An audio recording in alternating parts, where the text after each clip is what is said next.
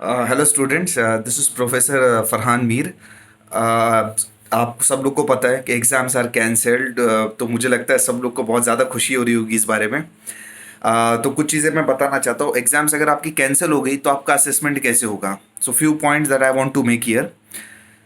जो भी बच्चे करंट सेमेस्टर में हैं, ठीक है, जैसे अभी 2, 4 एंड 6, वो लोग के लिए 50% internal assessment and 50% last sem का मार्क्स के हिसाब से होगा। तो इंटरनल असेसमेंट में जो भी कॉलेज वाले डिसाइड करें उसके हिसाब से वो लोग मार्क्स देंगे। इंटरनल असेसमेंट में आपका यूटी, कॉलेज का अटेंडेंस, ये सब काउंट होगा। एंड लास्ट सेम के जो भी आपके मार्क्स है उसके हिसाब से ये लोग ग्रेडिंग देंगे।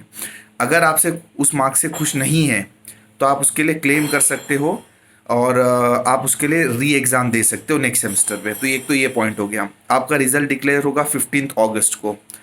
फिलहाल आपको मई, जून और जुलाई ये 3 महीने छुट्टी है।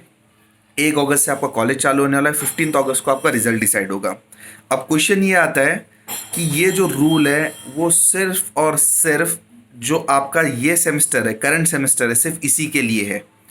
आपको जो प्रीवियस सेमेस्टर का केटी होगा, फॉर एग्जांपल जो भी बच्चे सेम 4 में होंगे, शायद उनको शायद M3 केटी हो, थर्मो केटी हो, इसके लिए हमारे पास कुछ नहीं है। ये आपको री एग्ज़ाम देना ही देना है। जो आपके करंट सेम के सब्जेक्ट हैं उसमें सिर्फ और उसी में ग्रेडिंग होने वाली है आपकी। ठीक है, तो इसके अलावा रिजल्ट का मैंने बता दिया। हाँ, फाइनल ईयर की एग्ज़ाम होने वाली है। फाइनल ईयर का पेपर्स प्रॉपर होगा। अभी तक उसका टाइम टेबल आया नहीं है बट वो प्रॉपर होगा। बाकी second, fourth and six semester वाले इसमें से फ्री हैं। अगर आपको ऑब्जेक्शन है तो आप बाद में रिजल्ट बाद में आप रीअप्लाई कर सकते हो, और आप वो पेपर वापस भी दे सकते हो। अगर आपको कोई पेपर में आपके जो मार्क्स है internal assessment and based on the last year assessment, last same assessment, if you are not happy you can apply for the paper. And one more thing, हाँ, इस बेसिस पे आपको इवैल्यूएशन हो रहा है, इसका ये मतलब नहीं आपको पक्का पास ही करेंगे। हो सकता है आपको केटी मिल जाए। कैसे मिलेगी? अगर आपका लास्ट सेमेस्टर का परफॉर्मेंस खराब है प्लस इंटरनल असेसमेंट आपका खराब है। इंटरनल असेसमेंट मतलब अगर आपको यूनिट टेस्ट में मार्क्स कम है, अटेंडेंस आपकी कम है, तो उस हिसाब से ये फिक्स नहीं है कि आप पास ही होगे, वो आपको केटी भी दे सकते हैं।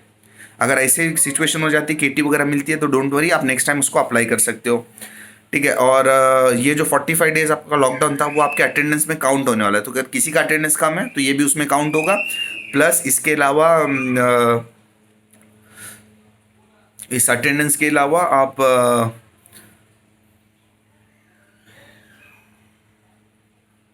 लास्ट सेम के परफॉर्मेंस के हिसाब से आपको मार्क्स मिलेगा। ठीक है, तो मेरा नंबर है 8454945432। इस नंबर पे आप मुझे व्हाट्सअप कीजिए अगर आपको किसी भी रिलेटेड डाउट है तो। ठीक है, चलो, all the best, thank you, enjoy your life. 3 महीना भी आपके पास है। Stay safe, stay at home. Corona virus का प्रॉब्लम बहुत ज़्यादा बढ़ रहा है। एक मैसेज मेरी तरफ से, देखो, टू बी वेरी फ्रैंक, अगर ये लॉकडाउन 3 मई को खुल जाता, बात ध्यान से सुनना, अगर ये लॉकडाउन 3 मई को खुल जाता तो मैं बहुत ज़्यादा खुश रहता। बट अब ये जब लॉकडाउन खुलेगा 18 मई के आसपास, या और एक्सटेंड हो, शायद एक्सटेंड हो जाए, शायद मई ख़त्म हो जाए, अब मैं खुश नहीं हूँ। पहले जो लॉकडाउन खुल रहा था वो अच्छे पर्पज से खुल रहा था। अब लॉकडाउन खुलेगा तो गवर्नमेंट की मजबूरी होगी। गवर्नमेंट ने वाइन शॉप स्टार्ट किए, क्यों स्टार्ट किए हैं? क्योंकि गवर्नमेंट के पास रेवेन्यू नहीं है। ठीक है, तो देखो, गवर्नमेंट को लॉकडाउन खुलना ही पड़ेगा बिकॉज उनको बहुत ज़्यादा प्रॉब्लम है। उनको रेवेन्यूज़ की ज़रूरत है सरकार चलाने के लिए, तो वो लॉकडाउन खोलेंगे, ये बात तो पक्की है। बट इस बार जो खुलेगा वो मजबूरी में खुलेगा। तो लॉकडाउन खुलेगा तो इसका गलत फ़ायदा मत उठाना। Stay at home, be safe.